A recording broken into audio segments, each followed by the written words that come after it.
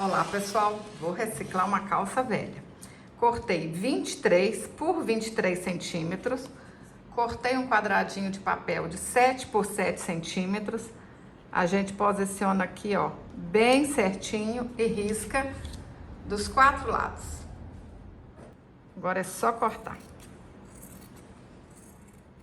Fiz com a calça jeans e com forro também. Isso aqui é popeline, mas pode ser outro tecido.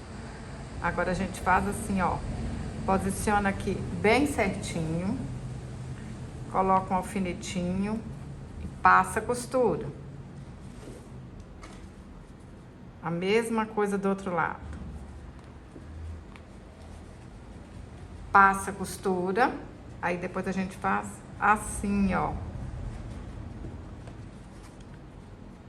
Vai ficar uma caixinha, hein? Lindo, lindo, com material reciclado, 1001 utilidades. Vou lá na máquina e passar a costura. Passei a costura, no forro também, vira pro lado direito. Aí vai ficar direito com direito. Posiciona aqui, ó, certinho, costura com costura. Vou costurar toda a volta e deixar um pedacinho sem costurar. Passei a costura, deixei um pedacinho aqui, ó, só o suficiente para virar pro lado direito. Pessoal, vocês conseguem fazer muitas dessa no mesmo dia. Dá para usar retalhos que vocês têm em casa.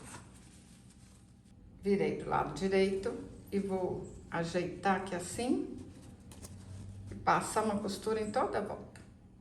Passei a costura e a gente dá uma dobrinha assim, ó, pra ficar mais bonito.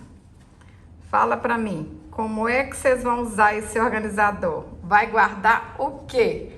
Olha que lindeza! Tô apaixonada! 1001 utilidades. Se você gostou desse vídeo, curte, compartilhe, deixe um comentário. Até o próximo vídeo.